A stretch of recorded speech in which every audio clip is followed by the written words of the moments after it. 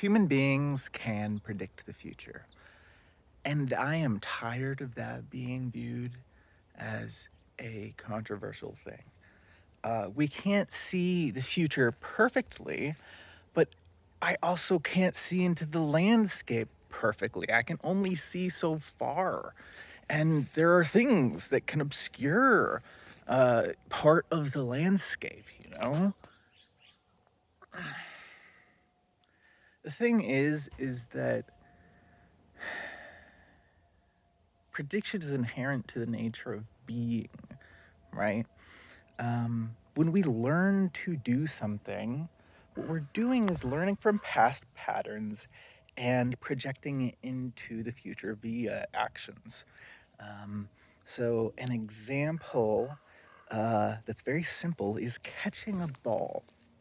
You might not think that's prediction because it's not like a precise description or a prophecy that is foretold with, grand language. But the fact of the matter is that somebody tosses a ball that is going to travel a path, and it is predictable in some regard by the human brain. And some people learned very well to track the motion of that ball and catch it. And they're really good predictors at that very local, physical level. And we can verifiably prove who is the best predictor or who has the best hand, I guess, that predicts location of object. But then when we try to say, okay, humans can predict complex systems in the future. People can integrate complexity into useful predictions with degrees of confidence that other people can rely on. That also is totally possible. Like, the only thing that is completely impossible, I think, is predicting the future completely perfect and communicating it completely perfect in a way that a recipient completely receives. I think that is impossible. However, the concept of certainty evaluation, which is to say somebody makes a claim, a statement of truth about the future, you can say, well, that's like 75% resonant. I think there's a 75% chance that that is going to happen. Or if you think it's not going to happen, you could say, oh, it's like a 10% chance. Or that feels about 10% resonant. And the Good Judgement Project, which evaluated predictors and people's capacity to establish confidence about discrete events that they could predict in the future, they showed very clearly that simply by practicing this, by practicing quantifying, that people got better. And not only that, some people were super predictors.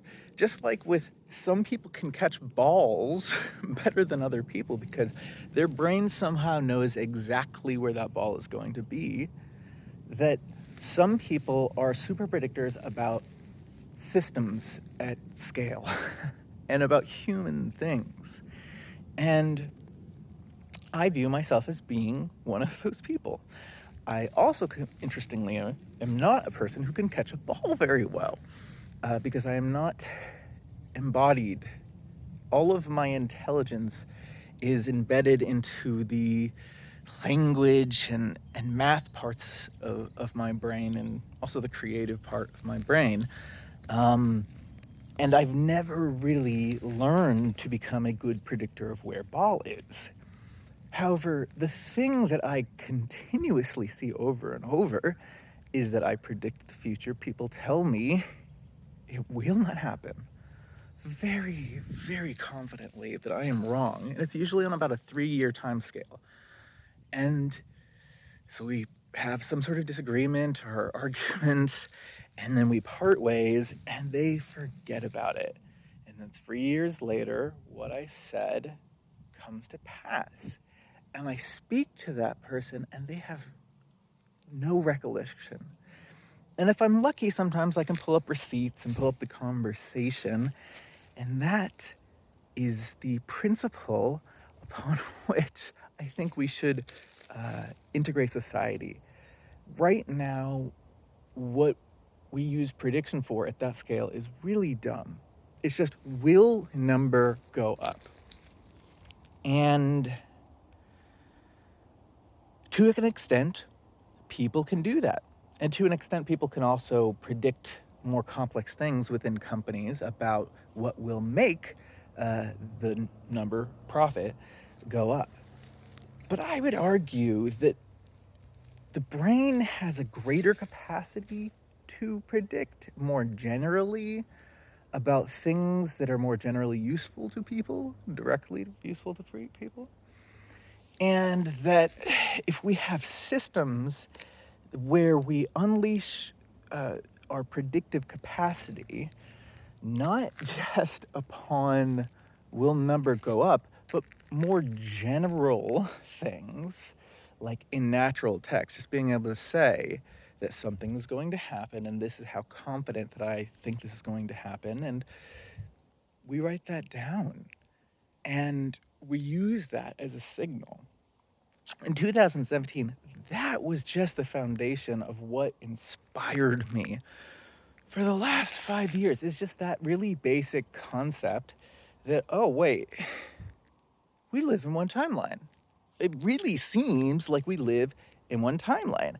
And it seems like I can write down my predictions, and it seems like that can prove to other people that I'm a good predictor. That has driven so much ideation. The problem with that is, how do you do that fairly and reasonably?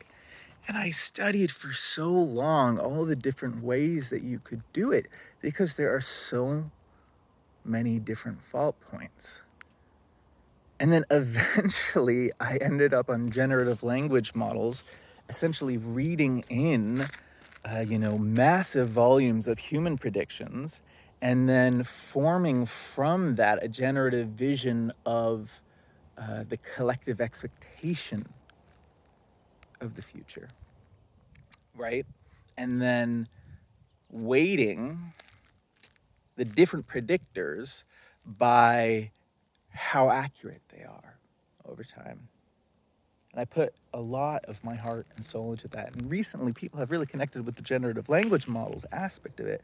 But it is born from this really simple notion that humans can see the future. Not perfectly, but we can't see the landscape perfectly either. Okay? It is foggier to see in 4 dimensions. It is more difficult to see in 4 dimensions. There are many branching pathways. But we understand enough complexity to navigate through space-time when we are surrounded by complexity, right? And therefore, we are able to integrate information that is complex into predictions that are useful. We do this mostly through the language system. And that's how a lot of our communication about the future is communicated. But then, the only way that we know how to do tracking is through math. So we reduce our perceptions to numbers, and that loses so much nuance. So the connection I made with generative language models is that when you turn the language into math itself, it becomes interoperable with discrete data. And then you can do a very beautiful form of pooling of perceptions where what is drawn from that pool reflects everybody's perceptions of what they think the future may be, both in its positive and negative elements, so that we sort of get this screen about, what we need to do to change to avoid certain futures. When we have news that represents new events happening, it would be very useful to have a report, a sort of weather report, WHETHER, of the likelihood of things to happen in your personal life and at scale, and things that you can individually do to help guide and shape the flow of time. And that report be integrated from the insights of many, many different people. I think that is completely doable. It's not it's not like that hard. It's just that the people aren't thinking this way. You have, on the one hand, machine learning engineers who are being paid by corporations to do a certain type of development of a certain type of project. And that product is not about trying to free the minds of people and to make people coordinate better in ways that don't make profit. You know, everything has to be built around profit. And then you have people in the Web3 community which are thinking about consensus by token. And they're doing the prediction market thing, or they're doing prediction tracking by this quantified black box, you know, where their algorithm is only looking at the certainty and not looking at the text itself. And so I'm sitting here with, you know, the background from many different fields, and I integrated this into a system that I think can help millions of people, billions of people, and is designed to start out by helping people at a very, very small scale. So you don't necessarily need that much to benefit from it.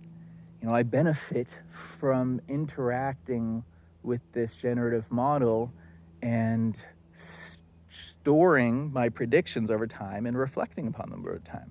Like, just the aspect of iteratively going over my perception of the future and how it evolves makes me better able to understand and react to the world.